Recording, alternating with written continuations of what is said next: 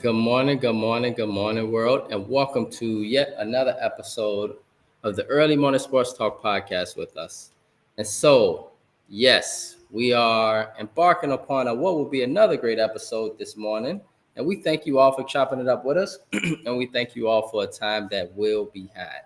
And so, yes, well, we are back like a shark attack, back like we left something, back like we ain't got no clothes on our back. And for the world is a better place in the moment when the early morning sports talk podcast is taking place. And so we thank you for tuning in with us this morning as we converse about the latest sports topics that have taken place in this past week and will be upcoming this week. It is always a blast to have you all tune in to participate with us every weekend. As a reminder that every week we always like to begin our podcast by reminding our audience that the Early Morning Sports Talk podcast can be found on Facebook via our two Facebook pages, the Early Morning Sports Talk podcast community page, as well as additionally on our Early Morning Sports Talk podcast Facebook page. You can find us on Instagram at EMSTP underscore, again on IG at EMSTP underscore, YouTube, Apple Podcasts, and Spotify as the Early Morning Sports Talk podcast, as well as our own Facebook pages via Brandon Price, Jamar Goodman, and Jones, as well as our guests for that weekend. Today is September the 20th of 2025. And bro, we have seen yet again another fascinating week in the sports world. Well, we saw our Chicago Bears get annihilated up in Detroit, causing a very familiar panic button to be pressed by Bears fans. We'll talk about that. Additionally, we will see the Miami Dolphins go 0-2 this week, but in very hard fought contests that had tension. And an eventual eruption has now been built in that organization, and it's all over the place, Jamar. We were going to talk about that with our guests this morning because our guests were Dolphins fans, but we'll talk about that another time with them. And so we'll see what happens with that situation because whenever we get them on, my brother, hopefully the Dolphins won't be 0-5 or 0-6. The WNBA playoffs, bro, will present 4 great series. I mean, fantastic, man. Well, 3 of the 4 will come down to the last basket. For sure, all the games will come down to the fourth quarter, leaving us with the Minnesota Lynx, Indiana Fever, Wild Indiana, Indy Hoops, Las Vegas Aces, and then the Phoenix Mercury to battle it out in the WNBA semifinals and battle for a place in the WNBA finals. So with that being said, introducing my brother from another mother and my partner here, co-founder here on the Early Morning Sports Talk podcast. We talked about this podcast in 2020 during the pandemic. My brother, Mr. Jamar Goodman. Mr. Jamar Goodman, good morning, sir. How are you as I make these tags? Um, Bro, I'll feel a lot better, if our football team can win some games. I'm just saying. Yeah, tell me about it, man. At least the Dolphins are competitive, right? And so we got a lot to talk about on that end. And so, yes, we got to talk about the Bears. We got to talk about everything that's been happening in the world of sports, man. And so let's get right into it. I know our 2 guests right now, and as the guests grow this morning, they'll love to talk about the Bears. I mean, there's always good news, right? That's a joke. It's not always good news. And so let's talk about the Bears. Let's talk about the Bears. And so, you see this BS right here? You see this comment? You yeah, see this man. BS? Oh my goodness, man. This man come up on dummy this morning, man. Just wake up in a bad mood, huh? Really, He, Ian? Really, bro? man, he can't show his face, but he can definitely put some one pride, huh? We ain't seen And Ian so, all yeah, season. man. Right, exactly, man. And so, Ian, you come in here with one pride, bro. But regardless of the one pride, Jamar, break this game down. Ian can maybe help us break it down a little bit as I'm well. a, I'm a, And I'm gonna get these I'm gonna stacks let you going. go. I'm gonna let you go first on this one. I gotta be right back. Oh, okay. All right. And so, in this case, and you are here with me. Let me tell you what I saw during this game, bro. And after Jamar get on, I'll do my tags, so that we can have more viewers. The Bears. looked like a team that was trying to keep up with a way better football team, and the pressure just succumbed. Um, Caleb Williams, he's doing the same thing, and I think you might know what that is. And to our other viewer, he holds the ball too long. He holds the ball way too long. And then another problem with Caleb is he wants to kind of make the big play, the big chunk, the Superman play. So he's using his legs, and I appreciate that. But sometimes he don't have to use his legs if he get rid of the ball quickly. But it seems like the only ball that he can get rid of quickly is the pass screen to DJ Moore, and that play is the most basic play in the Bears playbook. That play they love to run, and all it does is give us -3 yards or at the most 2 yards. Why do you want to be on 2nd and 8 and 3rd and 8? I need you guys to please participate with me because I have a lot to say about the Bears. On the other hand, there is an improvement in the offensive line, and that's great. I do notice that. So he's not getting sacked as much. But is there really an improvement when you got to scramble a lot? He's running a lot. And so he's moving around and he's not in a comfortable place because he's moving out of the pocket so much. I wish he'd stay in the pocket more and be more confident and just get rid of the ball. But Caleb don't want to do that. On the other hand, the defense, Jamar, defense hasn't done anything at all this season. Outside of the pick six that they got 2 weeks ago in this case, the Bears defensive line don't get pressure. The linebackers, we forgot about them. I forgot about Tremont. I forgot about him. I don't know him anymore. I don't. Do you? Do anybody know Tremont Edmonds anymore? Do we remember how much money we paid him in order to be a star linebacker for us in the middle? Number 49 is out there like a deer lost in headlights. So the linebackers are not doing what we designed for them to do. Montez Sweat is getting double teamed, everybody. He's still trying to apply that pressure, don't get me wrong. But if he ain't got help on that defensive line, I don't know what's happening. Number 55 look trash out there. The other defensive end, Jamar, come on, y'all. Number 55 looked like trash. This man don't get no pressure. He's just a big body that's out there, ain't doing nothing. And then it's not even a mention that Jalen Johnson hurt now, Jamar. And so we banged up. Stevenson banged up. We're going to talk about the panic button. Go ahead, Jamar. What are your thoughts? Oh, man. Defense? What defense? We don't like the defense don't exist. They oh my God, man. Dude, they don't exist. Like whenever, dude, giving up 52 points is insane. Is insane. Look, this is a next man up league. I understand that there has been a lot of injuries even going into the season with the Bears defense between Jalen Johnson. I mean, he didn't play the first game.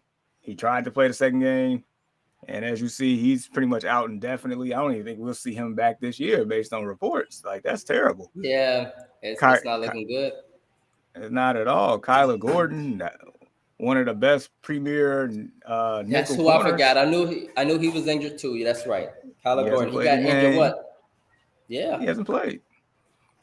He hasn't played. TJ Edwards, our best linebacker, hasn't played. Right. I haven't seen him, number 53. Yep, he hasn't played at all. Our pass rush is non-existent. Non-existent. That has been a need for several years, and they have really yet to address it. I mean, yeah, they traded for Montez Sweat, last year, and paid him some money. But I mean, well, a couple of years ago, but he hasn't really been productive. I know you say he's been double teamed, but if you're paying that man that much money, like you still got to make more of an impact. And then the other guy on the other side. And Jamar, really quickly, I see Montez trying, bro. I really see him. He getting back there, but he ain't getting back there. You see what I'm saying? Exactly. I'm with you. And then the other person, Dango, whatever his name, that's the other person on the other side. Like, dude, we paid this man $42 million to do nothing. Big body, big ass body, just out there. there has been plenty of available pass rushers this past offseason, and the Bears, just didn't even. It seemed like they didn't even try. Yeah, we let a generational one go 192 miles north of us, but that's subject for a different day. But without a pass rush, it applies more pressure on everybody else, the back seven. Instead of the front seven being dominant, the back seven is taking L's. Tyreek Right. Stevenson, I mean, I know They you work mentioned together. him, but this is pretty much his opportunity to make some plays, and he's not making any plays. It's horrid. I mean, Yeah. look, and then on the other side of the ball, the offense it's a work in progress. At least I can say that they're getting open and drive touchdowns. The first drive is like at this point it's guaranteed for 4-7. Like I'm happy with that. Outside of Yeah, that, I've been impressed with that. yes, considering that we didn't even have one open and drive touchdown at all last year, so to have 2 and 2, first 2 in the 2 games, like cool. Outside of that, offense turns to shambles. Like we understand that they addressed the offensive line, the interior of the offensive line, in all season. That part is fine. It's going to take time because they didn't play with each other in the preseason at all. For whatever reason, that's beyond me. But tomorrow's game is the third game that they all playing together.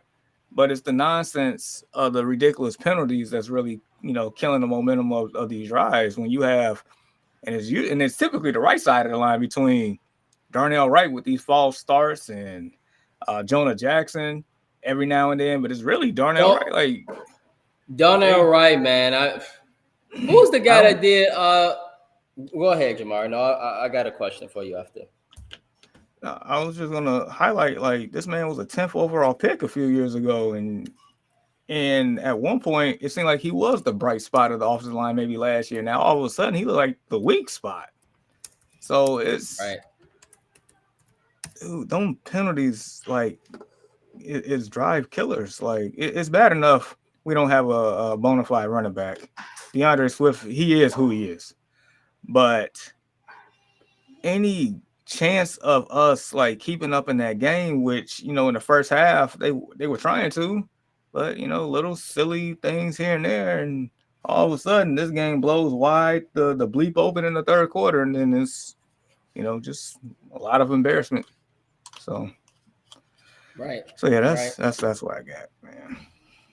Yeah, man. We need prayers for our secondary. If we got any clergy that's viewing the Early Morning Sports Talk podcast right now, we need prayers for our secondary because right now everybody can walk back there and get a pass. I mean, Jameson Williams was just running in the back, bro, and he was just wide open. Amon-Ra St. Brown, he was going untouched in the end zone, dog. Dude, I mean, literally going untouched. I'm like, okay. that man scored Clearly, 3 touchdowns. Yeah, 3. I'm like, clearly, they are heads and shoulders better than us. Bro, just real quick, because him and his brother have a podcast, and they be inviting, Caleb Williams on there, Roma Dudes, they probably get them butter up, and then they just come out there and just beat the brakes off of us. Like, how does that feel? Like, they invite you on their platform, and then they come out here and just beat the brakes off of you. Like, what are you doing? Come on, man. Like, you got to be more competitive than that. And so it's not that much of an improvement in the trenches. Yeah, you're right. They are mediocre. That's why this team isn't good. The best team in football dominate the trenches. Yeah, you're right. You're right, Ian. The best teams in football definitely dominate the trenches. And that's something the Bears haven't done since 2019. It's been a while since they've had any type of decent running game. DeAndre Swift, he's nice, but he's not he's more of like a pass down. He's like he's swift. Back. He's swift, he's a situational back, but he ain't the guy that can take you there at the goal line. Like he's just not. And so I don't know why the Bears aren't playing like a more beefy back that can push the ball forward. And so to our viewers, I'm curious, Jamar, is it time to press the panic button on the Bears or not? Well, I would say you can safely ask me that question after tomorrow's game. Okay. All right. And so Dallas is coming to Soldier Field tomorrow. And so this is a very important game for the Bears. They should want to definitely win this game, but Dallas is another explosive football team. And I think we've proven we've seen that we stated it last week, and they were in a classic shootout with New York, but you could see that the offense for Dallas is quite explosive, and with the Bears secondary, it presents concern. But it's a any given Sunday type of league, so we'll talk about that Correct. later. And you're right. He's not an every down back. He's definitely not, and that's part of the problem. So the Bears believe he's an every down back, which is very, very, very, very interesting, Jamar. That they believe he's an every down back. I So I think we will start. At some point, I feel like we're going to start seeing the 7th round pick, Kyle Monangai, get more of the lion's share. I mean, to be quite frank, this running back class in the NFL draft this past what was it, April is probably one of the deepest running back classes ever. Ever. mm-hmm, There's depth. mm-hmm. There's very good running backs everywhere. So I think he's gonna at some point get his turn, and he might actually, turn a couple of heads until we get a real premier running back. But I think he'll be a better back than Swift overall. Okay, I Hopefully. hope so. I hope so, man. Because yeah, he's not an every down back. And so, with that being said, my brother, that talks about the bad news Bears. And so, to our fans, we hope you guys are feeling better. And again, to any clergy out there, please pray for our Chicago Bears, especially that secondary, that defensive line, that offensive line, the linebackers who are missing T.J. Edmonds, the injuries to Dalen Johnson and Kyler Gordon. Be in prayer for Caleb Williams to have patience and faith in that pocket, to get rid of that ball and stop being anxious and running all around the field trying to make plays and then throwing the ball up the field and then it get intercepted. Have faith, Caleb. And so there's a number of things we got to work with our Bears. But as you say, like a bad relationship that's toxic, I'm doing my best to rock with the Bears. I'm doing my best. And so, Jamar, outside of the toxicity of the Chicago Bears, it's now time for NFL reactions and overreactions. And so, let's talk about some NFL reactions and overreactions. First, is it an overreaction, viewers, that the Cincinnati Bengals can still continue to win football games without injured star quarterback Joe Burrow? Is it an overreaction to think that this team can still win football games with the weapons that they have? I'm gonna say that's not an overreaction. Look, Jake Browning has definitely, had his. He's played a few games already before because of hard. I mean, sad to say, but Joe Burrow is somewhat injury prone. It is what it is. So Browning has,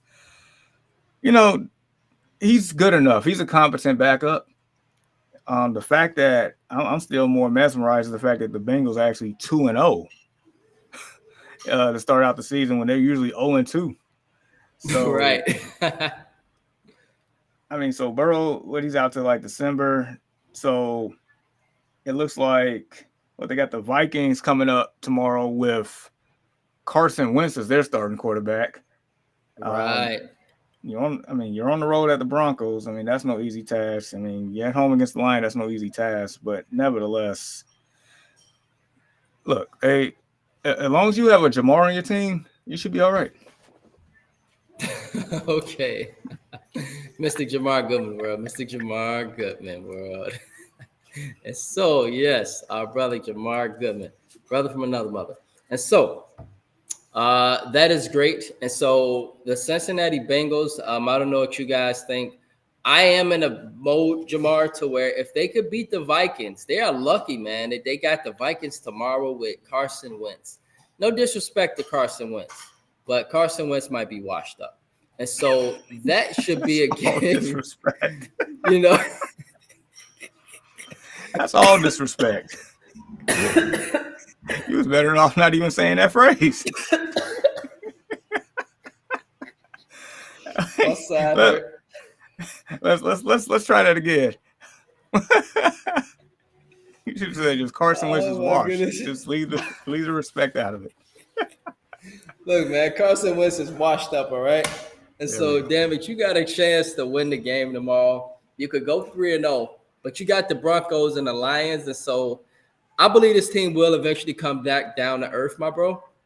It's just that right now, it's not the scenario. And so, yes. All right. Additionally, is it an overreaction to think that it's time to hit the panic button in Miami after wide receiver Tyreek Hill has publicly noted that he is not happy with the team, and then this team has been noted and rumored to fire the head coach, and you just see what's been happening with this team. They're 0-3 now. Is it time to hit the panic button in Miami for a variety of different reasons? Oh, absolutely. I mean, to be honest, the panic button should have been hit during training camp. Being frank, that team is a dumpster fire, and it. Look, I'm gonna do a quick rundown. Mike McDaniel's the head coach. I like the guy. Like he, as a person, probably can hang out with the guy. As a head coach, like he doesn't pretty much, he's like a player's coach. There's no accountability. I don't think they really respect him as an authoritative figure. And I think that's an issue. Yeah, just as loud as that sound right there. That's how bad it is in Miami. And then also, Tua, I feel like the league pretty much, to a certain degree, figured this man out too. And Xavier Howard, former corner for the team, who was the coach when they beat them down in week 1, he was on record for saying, if you take away Tua's first read, he turns into happy feet and it's panic mode. And you see it. And his first read more times than not is Tyreek Hill. Right. And so look, they have the Jets coming up. They're at home against the Jets. They have the Panthers as well. Like you lose, you definitely lose next week and the week after. You cancel the whole season. Yeah. It's not gonna get any easier. Right. These are two very important games for the Dolphins, because I look at the team, Jamar, and I see potential. It's just that their defense is really, really bad. I don't see any turnovers from that defense, any pressure. I don't know who's on that defensive line, bro. I have no clue. Let's see.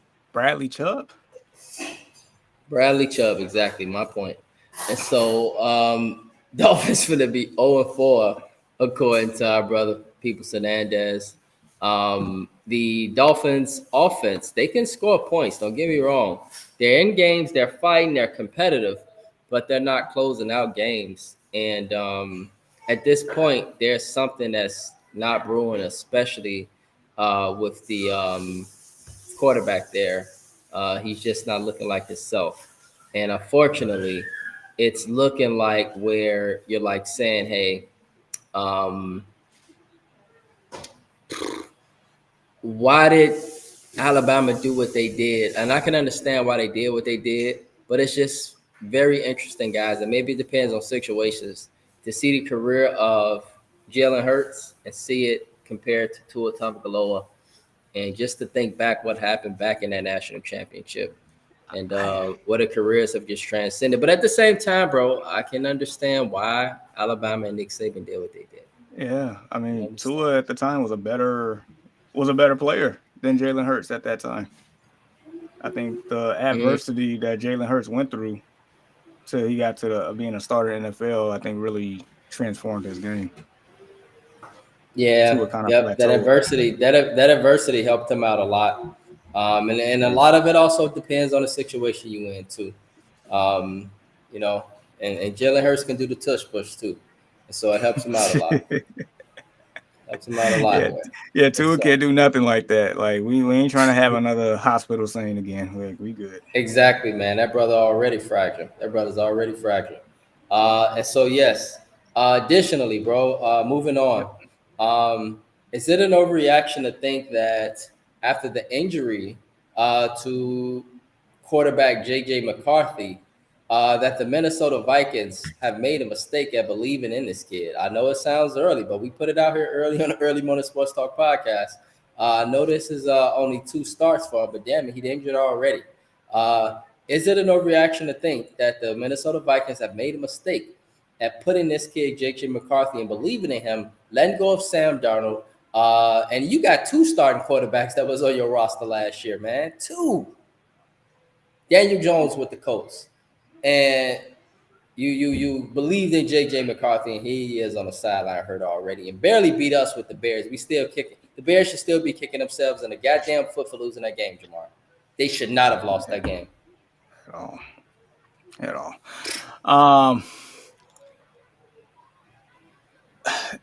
The way you worded it makes it a little tricky because it's like, I don't think it's an overreaction that,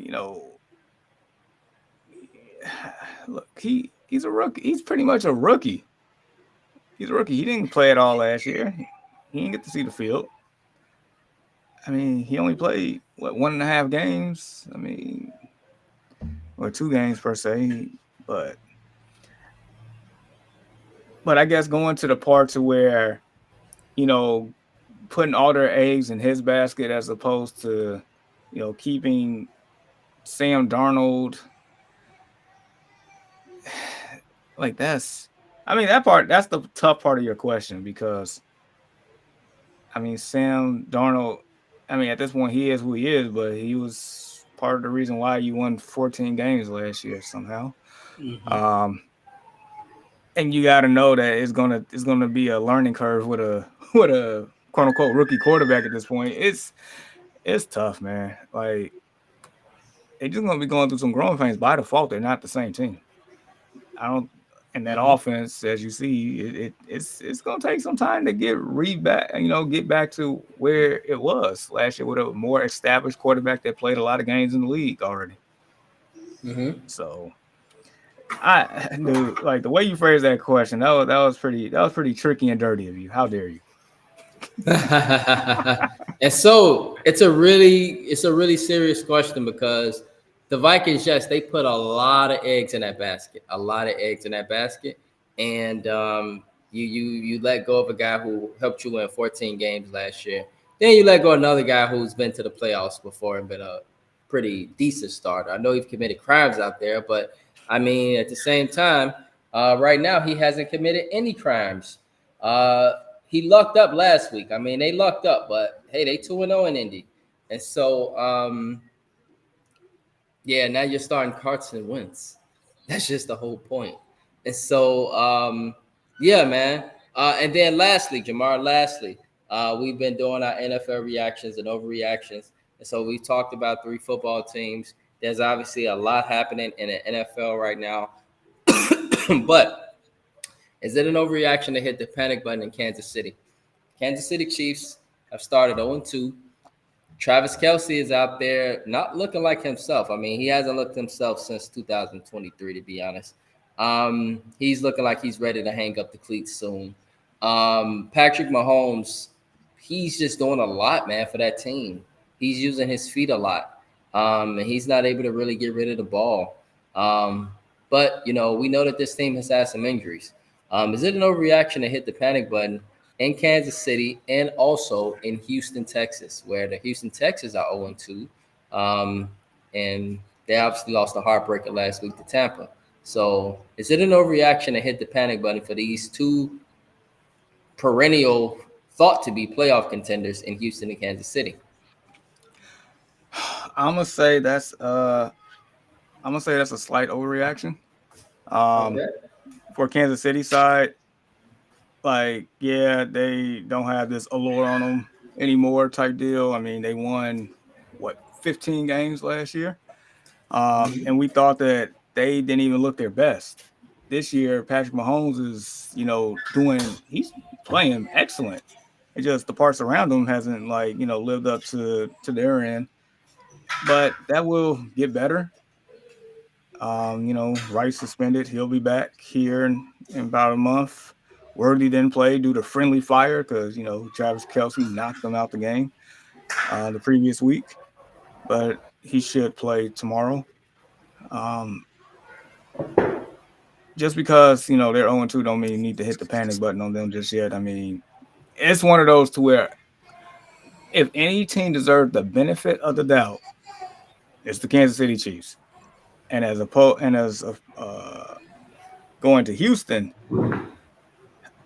the reason why I will give them the benefit of the doubt is because of the division that they're in. Right. I mean, the Colts are playing well, and Danny Crimes turned into Indiana Jones on us, but it's only 2 games in the season. We'll see. Jacksonville, I'm still trying to figure out what team they are. Like, are they going to be competitive? Or are they just going to roll over? Like, is this sustainable? I don't know. Tennessee, even though they're 0-2, I strongly believe Cam Ward is that guy. I strongly believe that. I mean, he went toe to toe with the Rams last week.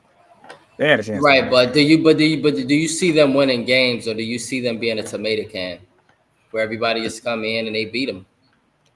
They might put up some competitive games, but I don't know if they're gonna win games in Tennessee. Right. I think they'll win a couple to a few to keep it. Yeah, about 4 or 5 games. Okay. I might even give them 6 games. I might give them 6. Okay. But nevertheless, I think it's a slight overreaction to both on that one. Okay. Yeah. And so I'm with you for Kansas City and Houston. Okay. They both are 2 teams where they are going to be healthier, and they're going to get better as the season progresses. So I'm not panicking for Houston or Kansas City. On the other hand, notable NCAA college football games this weekend. These are games where you guys want to tune in because there's going to be some great college football taking place this weekend. 17 ranked Texas Tech Raiders. They're going to 16 Utah. And I know that might sound a little strange for most traditional football fans, but this schedule has been done and conferences have been changed. And so, yes, Texas Tech is going to Utah in the middle of the season. And so that's going to be a very good game tonight. Additionally, 22 Auburn. Yes, again, I know Oklahoma's been in the Big 12 for years, but now they're an SEC team. So the 22nd ranked Auburn Tigers, they're going to play number 11 Oklahoma. And so that's going to be a big game that's going to take place today as well. Huge SEC showdown for an Oklahoma team that many has viewed as potential playoff contender because they have one of the top-ranked transfers at quarterback in the country. He actually is a top-ranked transfer. How about this one? Number 9, Illinois, Jamar, and number 19, Indiana. I don't ever recall, outside of me being a kid, maybe some years back, that Illinois and Indiana was both ranked and that they were playing each other. And so this is awesome. As a Illinois native, I'm happy to see my Illini ranked in the top 10 in the country. And then Indiana, they've always been a school where I viewed them, Jamar, as a great offensive powerhouse. Not a lot of big names, but they just produce NFL talent that can score points, that's fast, that's explosive. You go to Indiana for that.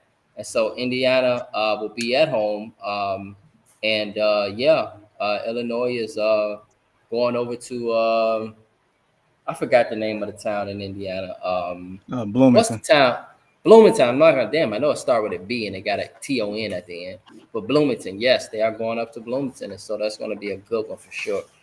Purdue, man, at 24 Notre Dame. I know we was talking about the panic button, but Jamar, Notre Dame, bro, is 0-3. Woo. They are 0-3, and I know they just came back from the national championship, and that teams tend to struggle after they do that. But you can't lose this one today, not at home. Purdue seems to be an improved football team, and so this is going to be a big Indiana rivalry taking place today. Let's see how Purdue does at 24 Notre Dame. Florida at number 4, Miami, Florida. Miami, Florida, bro, has been playing number Florida teams this entire season. I promise you, bro. It's been crazy. The entire first part of their season. Literally, the first quarter has been all Florida teams, and so it's going to be interesting to see how they do. Miami, Florida, hosting Florida, and then Michigan State at 25, USC. That was put down because those are two undefeated teams, bro. Michigan State is 3-0. If they win, they get in the top 25. USC continue to win. They continue to climb the top 25. And so we'll see how that one turns out, because that's a big Big Ten showdown. And I know that might sound crazy, USC in the Big Ten. But again, a lot of conferences was changed. And so that's how it is. And so, bro, WNBA playoffs. I'm not sure if you had a chance, Jamar, to see the WNBA playoffs, to see the drama that's been happening, the great games. So I would say real quick, like, I haven't been able to watch. I've been taking note in the distance of, how some of these comebacks have been happening, historical comebacks, and these, games coming down to the last minute stuff. I'm aware. I just haven't been able to really like focus on it, but I'm definitely aware. Okay, and so with that, I at least know you know enough. And to give the world a background, the Minnesota Lynx, they took care of the stifling, or no, it's not stifling, but stingy, soon to be powerhouse Golden State Valkyries team. Congratulations, the coach of the year, the first Asian American head coach in any professional basketball sport, especially a female. And she led this team to the playoffs, and they were tough against Minnesota, bro. As obviously most, if you don't even know much about the WNBA, you know that the Minnesota Lynx is a title favorite. And so Golden State took them to 2 games, but Minnesota just showed some pedigree, man, in the second half. It was super impressive. So they won that series 2-0. They beat them 75-74. It was a heartbreaker, but, Courtney Williams, she was the one that hurt our heart back in 2022, Jamar, when we were supposed to go back to the WNBA finals. It was Courtney Williams who ended that dynasty for us, that soon-to-be dynasty. It was Courtney Williams, and she did it again. She always do. She's a Hall of Famer. On the other hand, the Indiana Fever, man. How about Indiana Hoops, bro? Without Caitlin Clark, without Sophie Cunningham, and even without one of their key bench players, this team still stacked, though, bro, with Aaliyah Boston, with Kelsey Mitchell, who has been viewed as she's a finalist, actually, for WNBA MVP, and she needs more respect on her name, Jamar. That's a walking bucket. They beat the Atlantic Dream. Now, don't get me wrong here. It was a great series, but I wish the referees referee like they did last night with Phoenix and New York. They refereed that game last night. But Atlanta and Indiana, they let Indiana get away with about 3 travels in the fourth quarter, bro. And I'm sitting there like, come on, y'all. Like, refs, we got to get real here. You cause a team series here. Atlanta really should have won the series, bro. If the referees did what they needed to do, Atlanta should have beat Indiana. But the referees was letting stuff ride, letting stuff slide, letting people glide, letting Kelsey Mitchell take 3-4 steps. And so the WNBA really got to crack down on officiating for real. But meanwhile, in between time, the Indiana Fever, they've got past. They are moving on to the semifinals. And so just imagine, world, what this team would be like with Caitlin Clark. I promise you, if she played, they probably could win it all. Like, real talk. Probably could win it all. And they going to be on my radar for sure next year if they keep that same roster. Yeah, for real. But it depends on Caitlin Clark's health. She's been hurt a lot lately, y'all. Even remember last year she was hurt. Additionally, the classic, it was a classic series again, man. And it was very impressive. But Seattle Storm and Las Vegas Aces. A'ja Wilson, bro, just a bucket. Now the question will become, can she do this in a 5-game series? Because this is going to be a 5-game series against the Indiana Fever. Can she be putting up 40 points like she did? She put up 38. And can she be doing this consistently against Kelsey Mitchell and Aaliyah Boston and these buckets on Indiana. And so it's going to be really interesting to see how that turned out. But the Seattle Storm, Gabby Williams, Nneka Ogbuike, they got a nice little team over there in Seattle, man. Skylar Diggins, Smith. They came up close, and they had them. They had them, Jamar. Game 3 on the road, up 75-74. And Gabby Williams did not box out Jackie Young, Chicago native, Notre Dame Fighting Irish. Jewel Lloyd, Chicago native, Notre Dame Fighting Irish.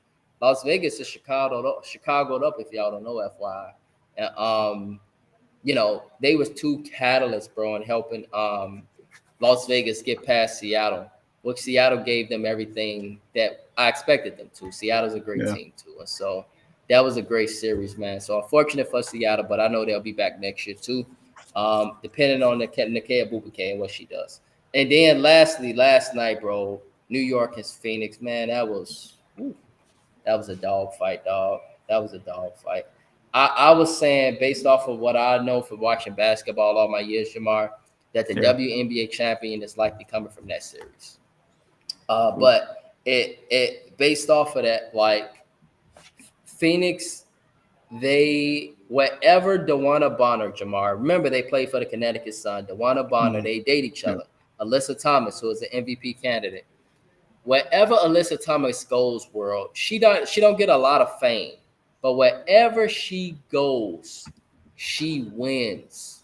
Wherever she goes, whether it's Connecticut, now Phoenix, she's always in the semifinal. Like literally, bro, always in the semifinals or WNBA finals, wherever she goes. And so DeWanna Bonner hit a huge clutch shot last night, and they held off New York. Your girl, bro, the KD of the WNBA, she got a bucket, it's Breanna Stewart. But it was just a lot of inconsistency from Jonquel Jones. She don't look the same no more. I'm wondering if motherhood is catching up with her.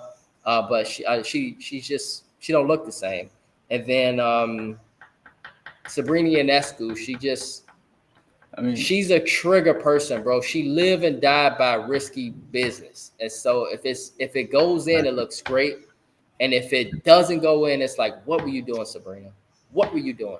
And so that was the thing last night. So very risky. She was doing a lot.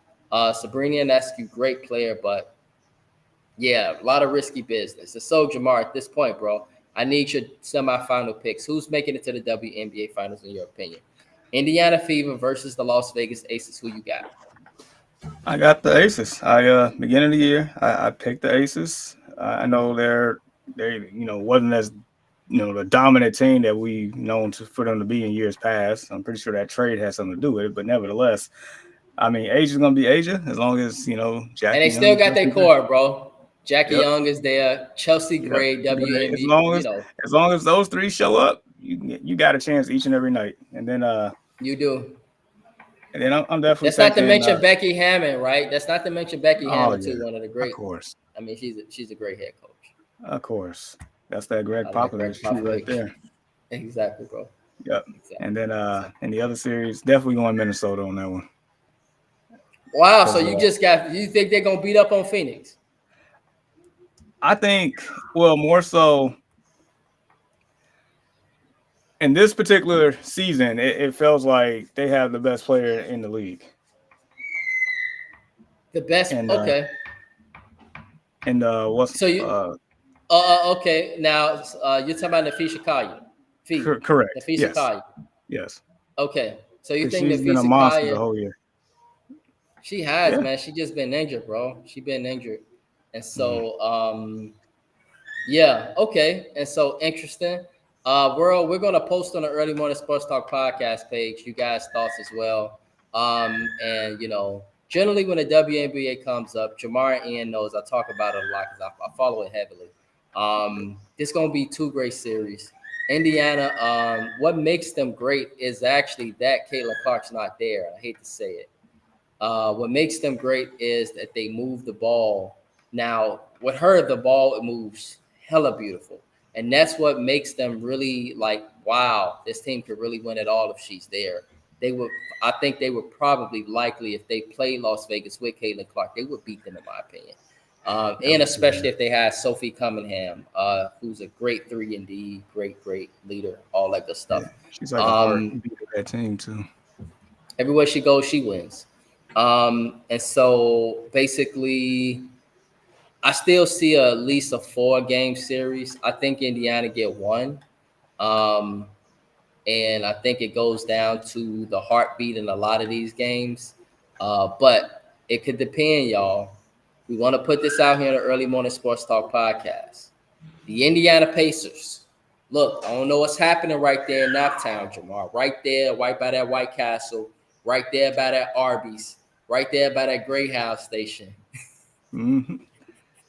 Right there in Naptown by the Circle. If any of y'all been to Indianapolis, y'all know what I'm talking about. Yep. I don't know what's happening right there in that little circle right there with all them steakhouses on that one street.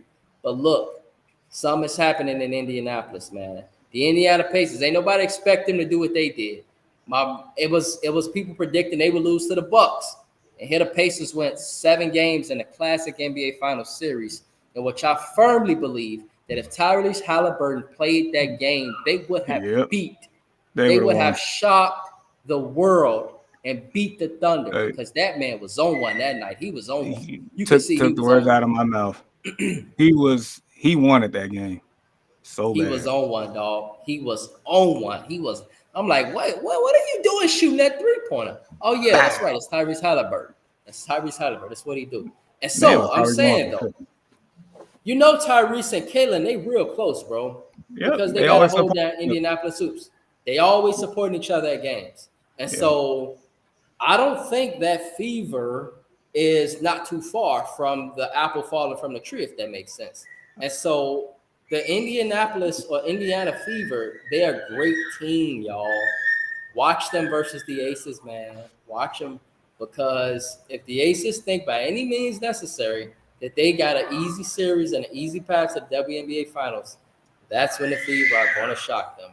And so it's going to be a tough series, but Las Vegas got to treat their opponent with a lot of respect here. Just like Oklahoma City, bro, they began to treat the Pacers with a lot of respect. It got to be the same thing for the Las Vegas Aces. And then on the other hand, I'm with you. I'm going to go with Minnesota too. But, bro, I am stuck between a rock and a hard place because part of me actually want to pick Phoenix, bro. Because I stated that the WNBA champion will come from that series. And the way Phoenix looked with Sabu Satali, the French marksman. Sorry, she's German, fellas. She's magnificent. And that's not to mention Alyssa Thomas, man. That's not to mention our WNBA MVP, Kalea Copper, who plays on that team now too, bro, in Phoenix. Along with just Dewana Bonner, a lot of little bucket getters that's hungry. Phoenix is going to be really tough for Minnesota. You know what, Joe, I'm talking about pick. I got Phoenix. I got Phoenix. Get it. I mean, they got a lot of winners and veterans on that team. It's going to be a really good series because Minnesota, they really finna ramp it up as they always do. Now, Fisa Kaya is like Kawhi Leonard, y'all. She will shut you down defensively. She will take away option A, B, and she's good enough, Jamar, to take away your option C. And most players don't have an A or B option. Most of them just have an A. So she automatically taking that away from most people, but she could take away your B and C, and she will come right down and score on you and make you look like a damn fool. She is like a Kawhi Leonard of the WNBA. This woman don't play no games. She's about that business. She puts a lot of fear in you. And the thing about it, Jamar, she's such a feminine woman, such a feminine girl. But when she's on the court, she's a grown woman, period. And so what a wonderful WNBA Finals that would be, though, to see, Jamar, the 2 WNBA MVP finalists face off in the WNBA Finals, which would be the Minnesota Lynx and Las Vegas Aces. What a WNBA Finals that would. That's what I want to see. But nevertheless, we're going to see some great basketball. We're going to see some great basketball. And so, bro, let us roll through these picks. And so we got a lot of picks to talk about. And I don't know, Jamar, if we've been posting on the page, but So, like, the funny thing, I'm recording the picks. I just keep forgetting to post them. So what I'm gonna do, I'm gonna set an alarm. I'm gonna post week 1, week 2, along with week 3. I'm gonna do that. I got them recorded. I just forget to post. right. No, it's no worries. And I'm gonna actually post our guest Roy. I'm gonna post that YouTube. I'm gonna post Emmanuel's YouTube, and then I'm gonna post our post today. So I'm gonna post all that too this weekend. And so no worries, bro. There's gonna be a variety of posts on the page. Steelers at the Patriots, bro. Steelers, man, they lost last week. Some self-inflicted wounds with the Steelers. New England, they took care of business, man. And Stephon Diggs is a happy man right now. He got Cardi B pregnant, but then also he's rumored to have another baby mama who came out the same day. I'm sure. When she heard Cardi B was pregnant, she came out the same day and said, "I'm pregnant too." And so you got a lot happening on that end with Stephon Diggs. So I'm sure a lot of people will be tuned into this football game for a variety of reasons. And so who you got for this one, bro? Steelers and Patriots. All right. So just so people know, the Steelers are favored on the road by 2.5 points, 44.5 over under. For whatever reason, New England always plays the Steelers tough when it's in Foxborough. They always do.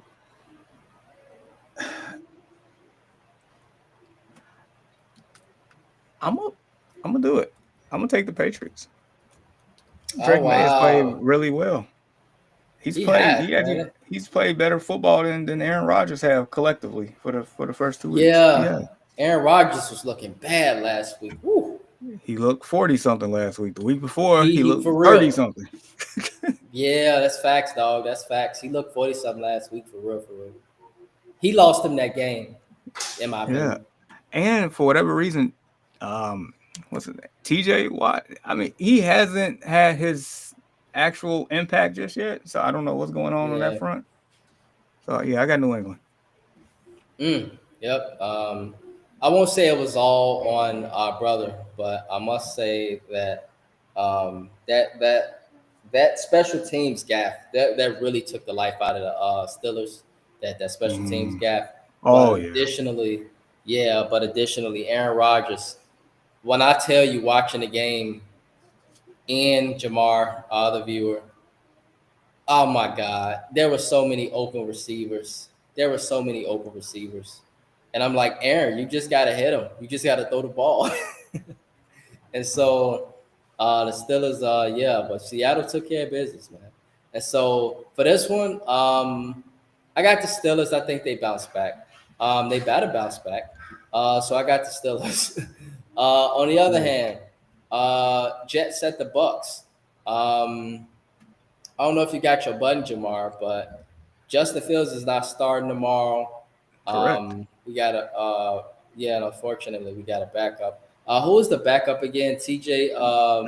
Tyrod Taylor. Tyrod Taylor, yeah. He's been around for a long time. Very similar quarterback to Justin Fields. So who you got for this one, Jamar? No, you know darn well who I'm picking on this one. Okay. I'm picking a team with your favorite wide receiver. Yeah. The Baker's man be baking, and he got a lot of ingredients that helps him bake. Oh my God! Look at Ian, man, going of against course. His brothers. He is nuts. He's just losing his mind lately. Just because Justin Fields on the team, he's gonna pick him, but he's not even playing. Ian, he's not even playing. He's gonna be wearing the same clothes you are. Ian said Tyrod Taylor, his boy. Lord, did he go to Ohio State? No, he didn't. Nah, this ain't the Buffalo Bills days. This is Tyrod Taylor got his lung punctured by the medical team in the Chargers uniform. Like this ain't the same Tyrod, man. Yeah, but I mean, you can't tell. When Ian loves somebody, man, he gonna ride or die. Ian be knowing damn well that the Panthers suck. Give me the Panthers. Like, why did you pick the Panthers? Hey, Hey man, Ian is loyal to a fault. I'm here for it, except when it comes to the Bears. That's a whole nother story. But Ian's loyal to a fault. He said he know he got a concussion. He's still picking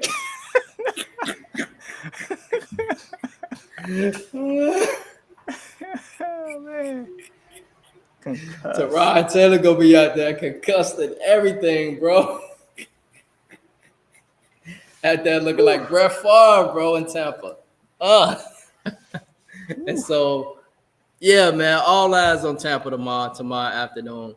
But on the other hand, I think, it's obvious I got the Bucks. So yeah. On the other hand, man, the Raiders at the Bucks. The Raiders. No, Raiders at I mean, Commanders. sorry, the Raiders at the Commanders. Sorry.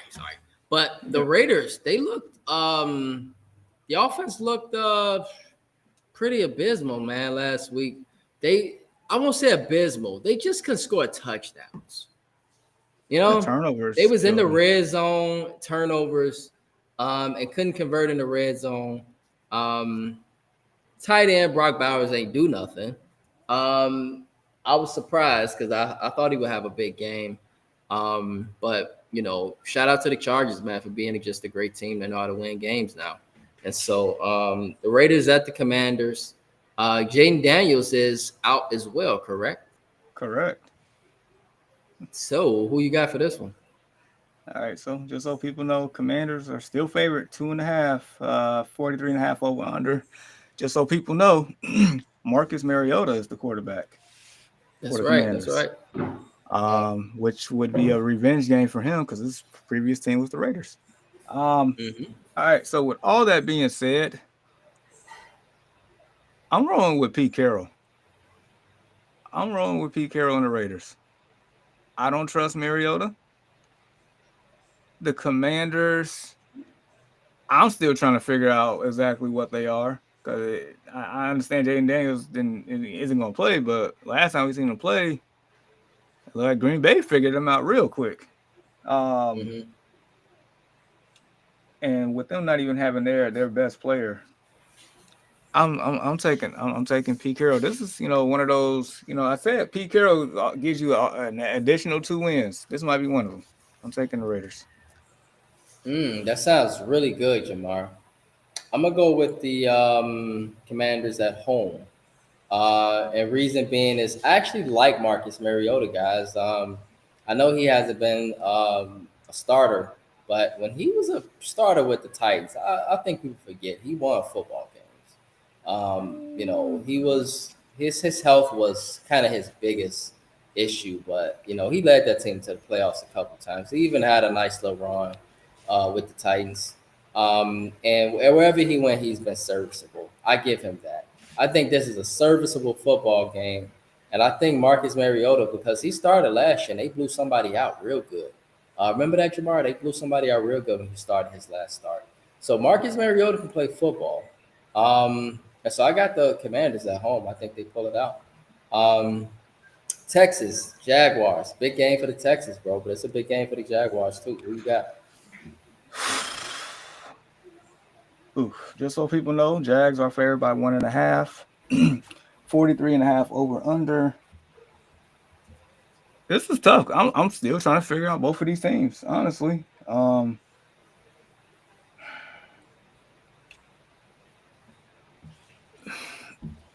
Here's the thing. Like Houston does have a pretty good defense, but man, the Texans O-line is bad. Yeah, it's bad. Like they had an ample opportunity a couple times to beat the Bucks. They just couldn't do it. And then the Jags, like they probably should have beaten the Bengals last week. Trevor Lawrence pretty much didn't. This is ugly. I'm gonna take Jacksonville. This is ugly. Okay. And as for me, I'm going to take the Texans. I think Houston pull it out. Houston is, a team that's hungry. And they're a team that I viewed as being the top team in the AFC South. So you gotta pull us for now, but it's not gonna be easy sledding because the Jacksonville Jaguars, they're an improved football team, Jamar. They are a much improved football team, and you can see it. And so I know that it's gonna be a close game, a nail biter, division Yeah. game. Yeah, but I'm gonna go with the Texans to pull it out late. Late field goal win that game. Rams at Eagles, bro. Two 2-0 teams. I view both of these teams as strong contenders, in my opinion. Yeah, I can see that. All right. So just so people know, the Eagles are favored by 3.5, 44.5 over under. Um, Look, the Rams should have beat them last year in the playoffs. They should have beat them. I know that, neither of these teams are the same since then. I don't think the Eagles are as dominant as they was last year. Their defense is not the same. Their Yep. offense is not as fluid. Um, Hmm. the Rams look better. Somehow Stafford is still staying up, and I hope he stays up for a full 17. That's just a discussion for another day. And their defense is a lot better. Um, I'm definitely taking the Rams. I'm sorry, I'm taking the Rams. Mm. Yeah, it's a tough one, man, because the Rams are a very good football team, but the Eagles are at home, and the tush push is still a live rule in the NFL. And so I think the tush push comes into play tomorrow. I think the tush push is what's going to be the difference in this game. And I think 2 to 3 tush pushes will take place tomorrow. Oh man, they gonna live and And the die by that tush damn push push. and the tush push will be the difference on why the Eagles will escape, not blow out, but they will escape a feisty Rams team due to the due to the tush push. So give me the Eagles. Eagles,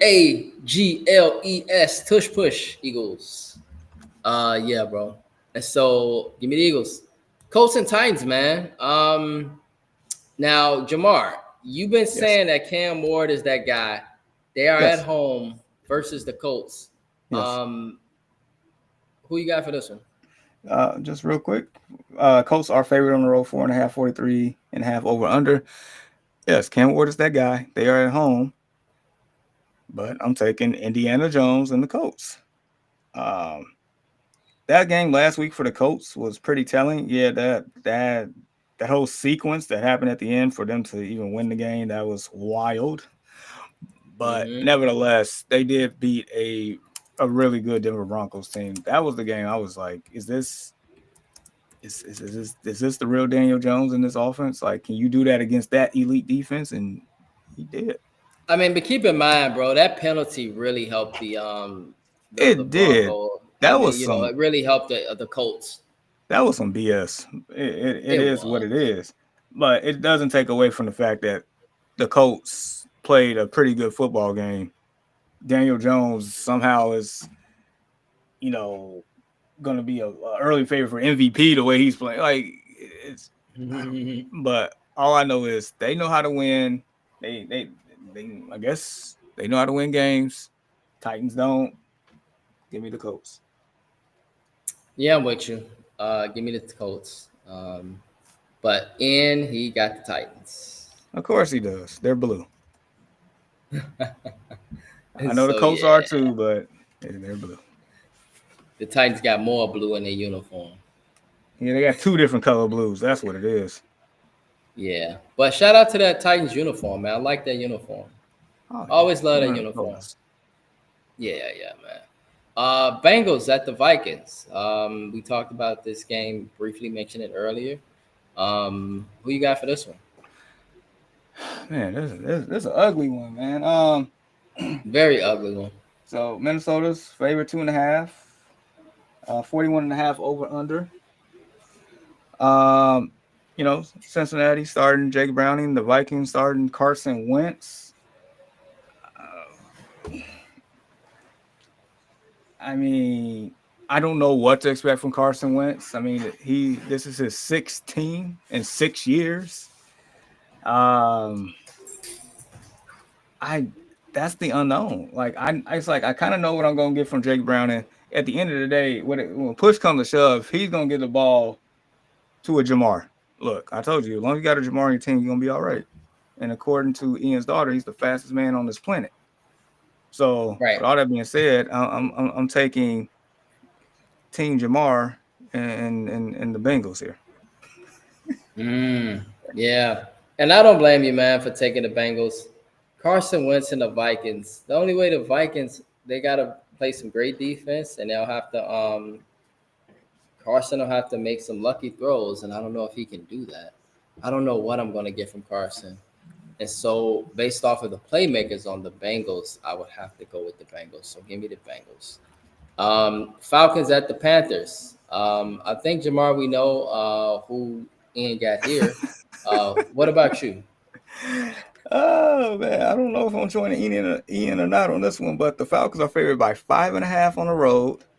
44.5 over under.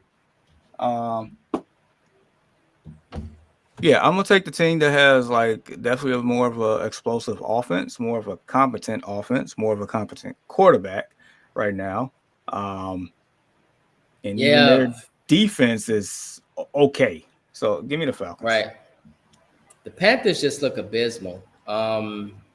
And no disrespect to and I know this is your word now, Jamar, but no disrespect, man, to Bryce Young. But Bryce Here we Young, go. he looks like a kid out there. He don't even look like a full NFL quarterback. He look like a high school quarterback that's growing into himself, like for real. And I'm not even trying to be funny. He he's good at a specific rhythm when you get him in a rhythm. But if you take him out of his rhythm, as we saw with Arizona last week, he's not there.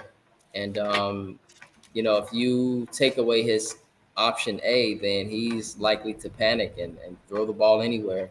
And you could easily sack him. He's easy to sack. It's not like, and you can easily put your body over him because he's really small. And so there's a lot you can do with the Panthers. And so the Panthers, they believed in him, but that ship is coming to an end soon, Jamar. We'll see what the Panthers do at quarterback soon. I got the Falcons. But the Panthers, man, this is a good chance for them to make a statement tomorrow, especially Bryce Young, because he needs one. Quick question. Mm-hmm. And this pertains to our Bears. As you know, the Bears had the number 1 overall pick 2 years in a row because Right. Ryan Poles did fleece the Panthers on that one. But would you, at this point, I'm pretty sure you would want to, if you had between Caleb Williams and Bryce Young, I'm pretty sure you would still rock with Caleb Williams on that one, right? Yes, because he has more height. And because Caleb Williams has shown some flashes of brilliance compared to Bryce Young, who has showed many flashes of unbrilliance, many flashes of panic.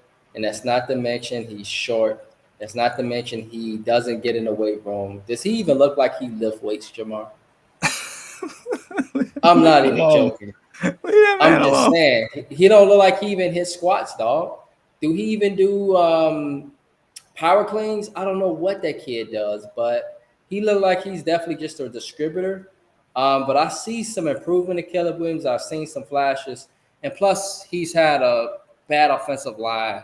Not to say that Bryce Young don't got a lot of problems in Carolina either, but I just see more from Caleb, and so for me, yeah, absolutely, Caleb. It's a no-brainer for me, bro.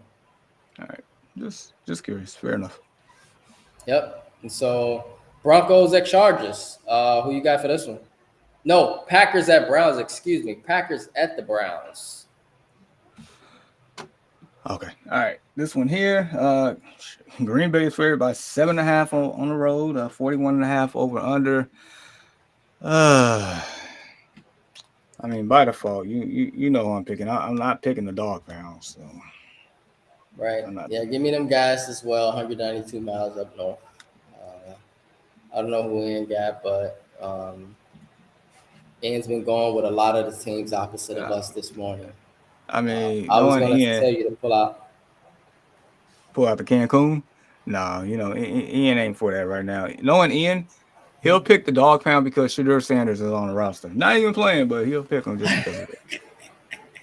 Right. And so, speaking of Shadur Sanders, we're going to see what happens soon with that because Dylan Gabriel, he played last week due to Joe Flacco being injured, or no, due to the game being a blowout at that point. Correct. Baltimore blew them out. And so everybody named Mama know that voila. Oh man. Oh my I goodness. knew it. I knew it. I love it. Oh, Ian, if you Oh, can my hear side me, hurt. who you got between the Bengals and the Vikings, man?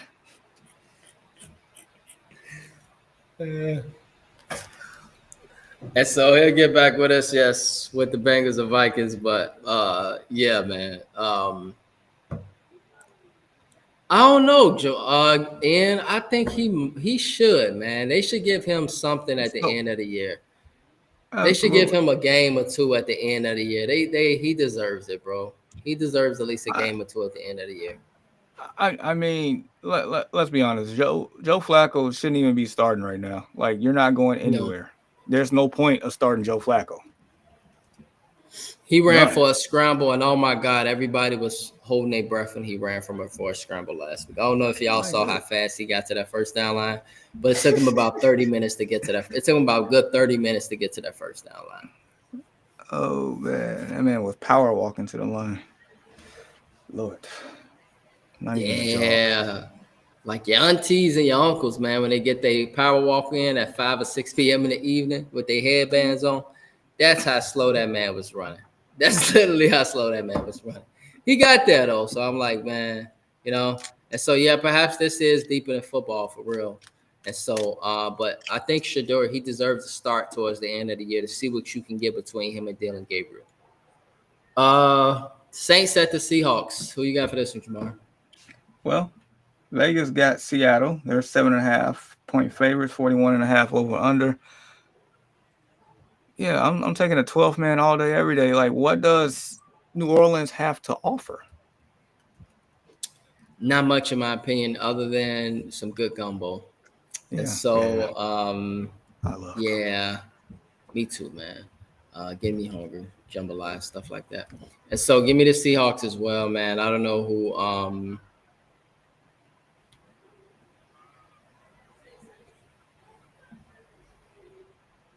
Yeah, for real. The Bears need to call Shiloh.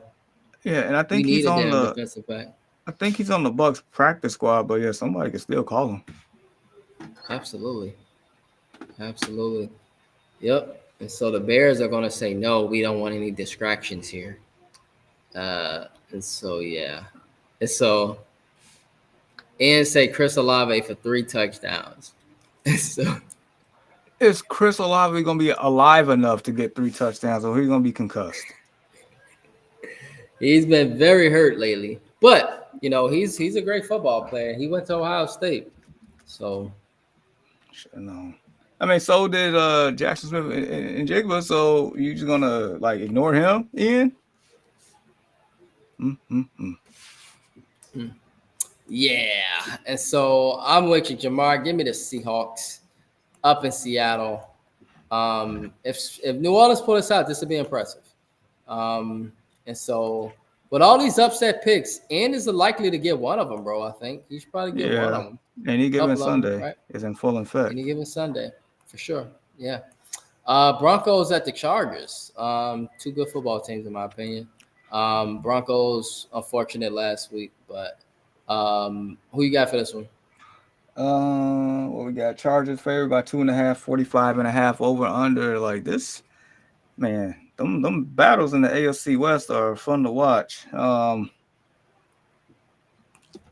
Yeah, I'm gonna go with Los Angeles here. I'm gonna take the Chargers. Justin, this is the Justin Herbert we've been wanting to see for years, and I'm glad we're seeing it. Right. This is a statement game for the Chargers to let people know that they've arrived. This is a big statement game.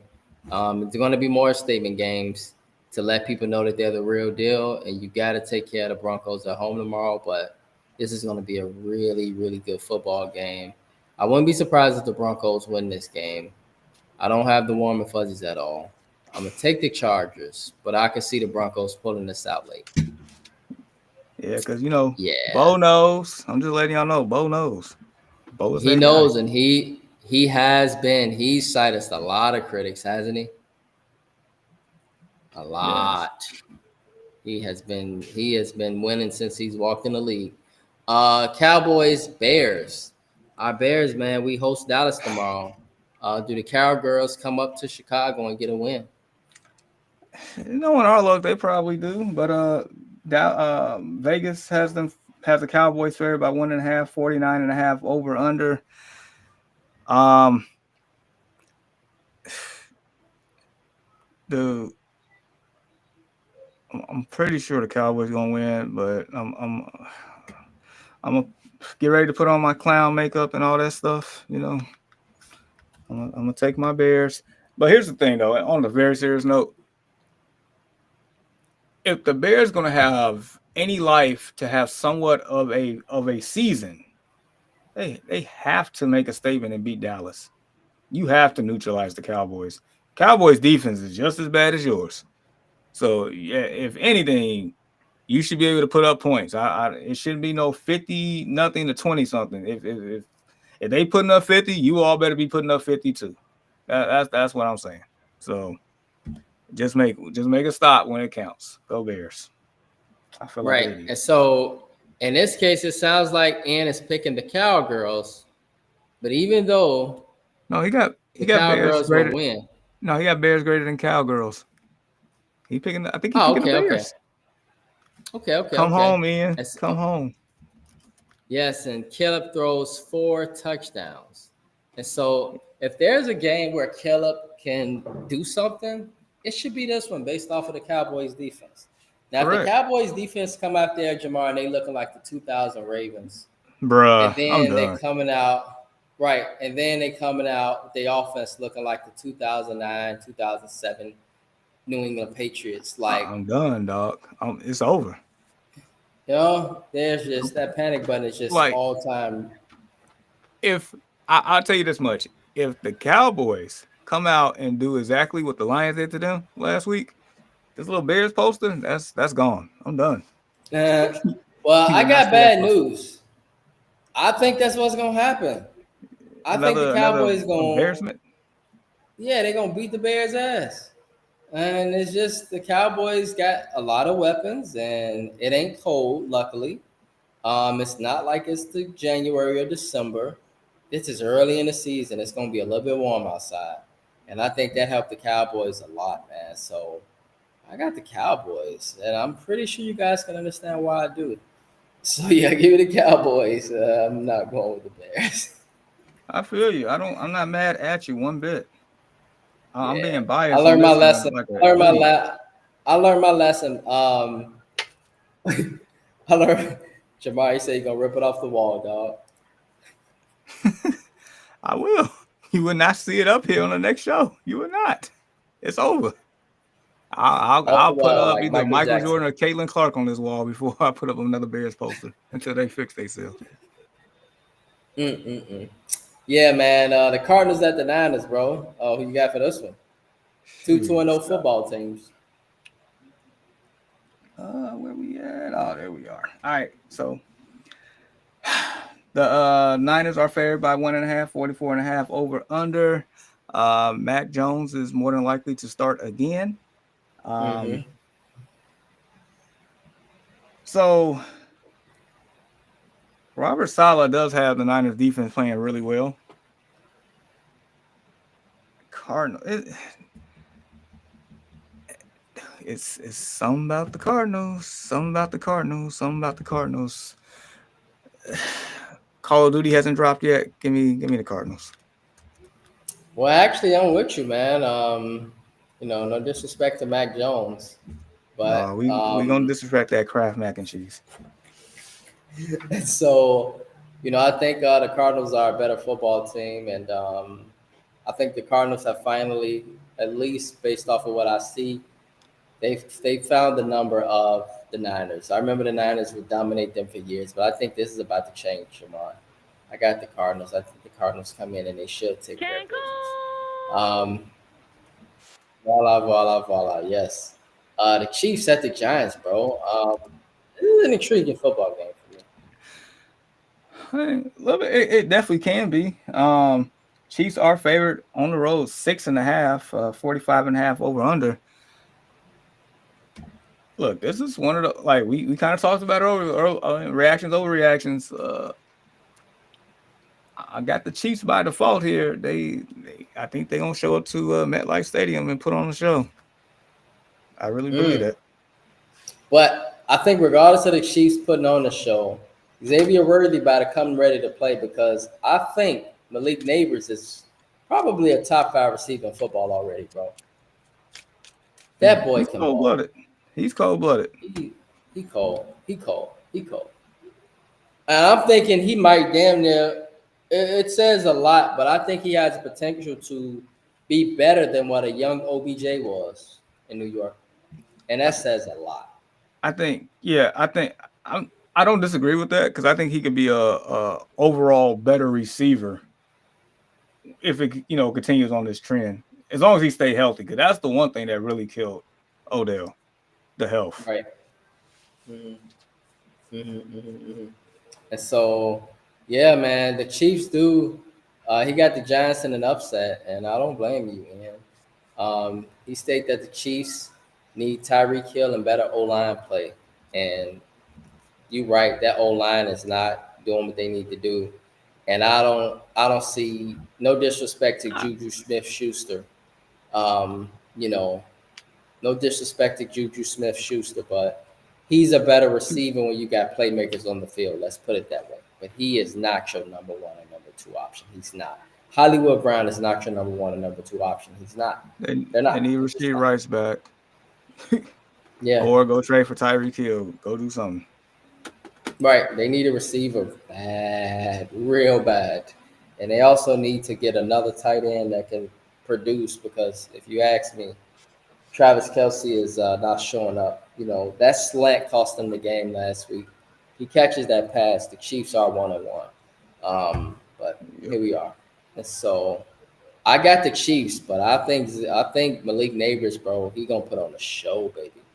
Him and your boy Russell Wilson, who when he got him a nice receiver, a nice deep threat, he can get that ball up there and he can get some nice passes out there. So yeah, that should be a good one. I mean, he was looking like Aquaman out there last week against the Cowboys. It's the Cowboys. Yeah, that's the issue. They suck on defense. He put up 450 yards. What did he do week 1? Man, put up 450 against the Cowboys defense. Bears, if you ain't paying attention to that, then you must be remedial. He put up 450 yards against the Cowboys defense. Come on, Bears. You got to score. You got to score against the Cowboys. Anywho, Lions at the Ravens. I think this is the best game of the weekend, man. Absolutely. Who you got for this one? So, Vegas likes the Ravens 4.5-point favorite, 53.5 over under. By far, the best game of the week. Mm-hmm. Yeah, I'm taking Baltimore. Yeah. I don't even know if the Lions can keep up. Yeah, I know they put up 52 against the Bears, but this is a different animal in a different environment. I'm sorry, Ian. Forget your one pride. I'm flocking with the Ravens. Okay. I'm not been impressed by the Ravens. They need Isaiah Likely. And that Ravens defense is not that great. They played pretty good last week. Don't get me wrong, but they played against Joe Flacco. But Joe Flacco kept it close until the third quarter when the game got blew up. So I'm with Ian, man. One pride. Give me the Lions. I think the Lions pull it out on the road, and I think they, pull out an impressive win and remind us of who they are. And so give me the Lions. Yeah, I got the Lions. Yeah. Yuck. Yeah. And so, yes, give me the Lions, man. And so, what is this view? Let me change this view.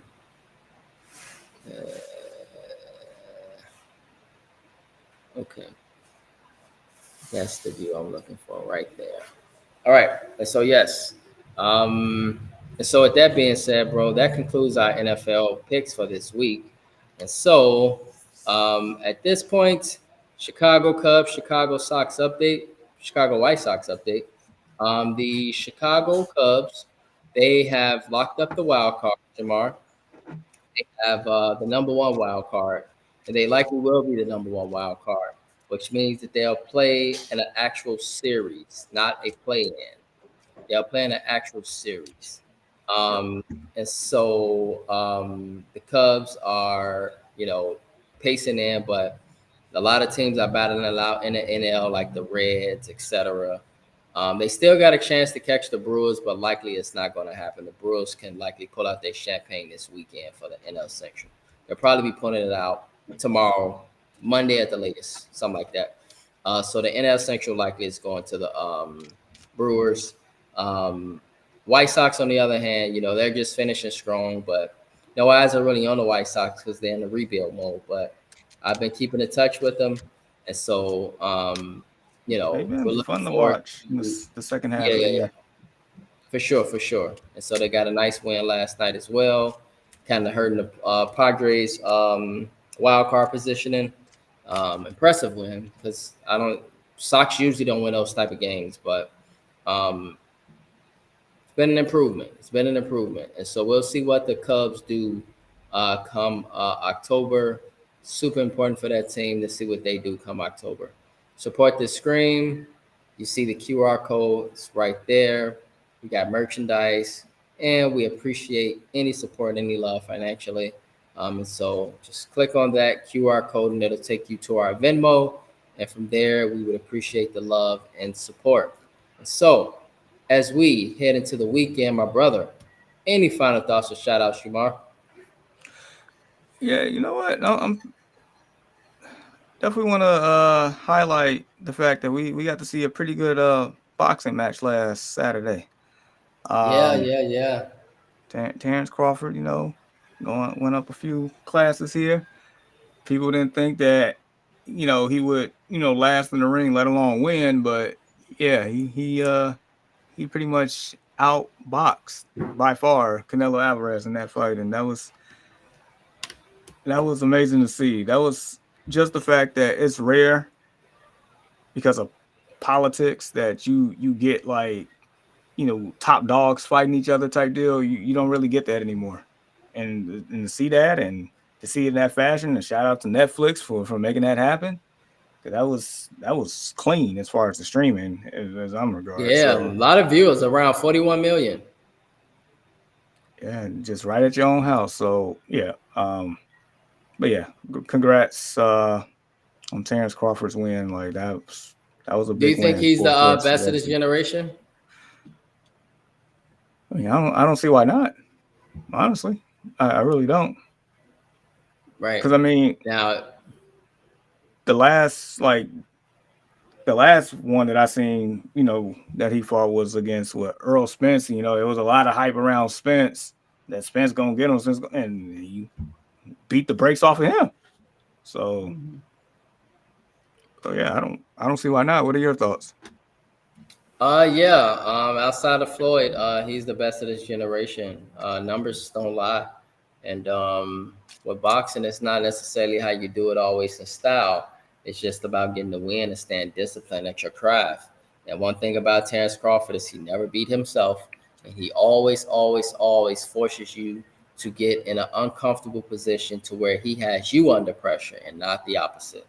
That's Correct. what I love about him. Canelo Alvarez, no disrespect, but he fought a tomato can. Canelo Alvarez been washed up for 10 years, if you ask me.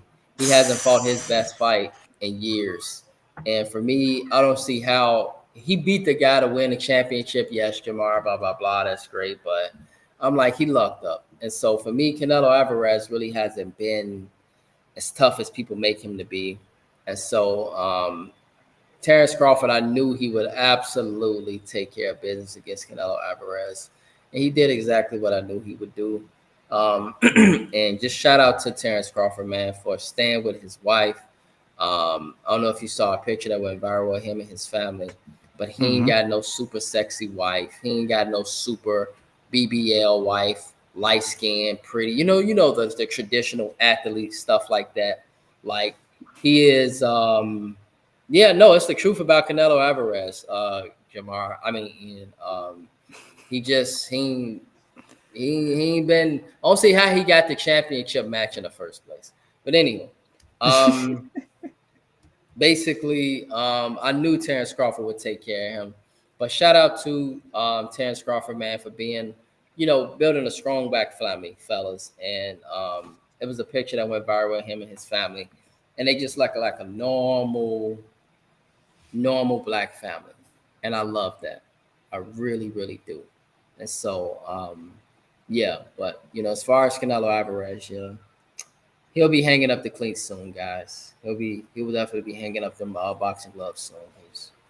Yeah, he didn't belong in the same ring, in my opinion, fellas, with Terrence Crawford. He just didn't. And so, and I'm also glad that Terrence dominated to the point to where the scorecard couldn't be rigged or anything like that either.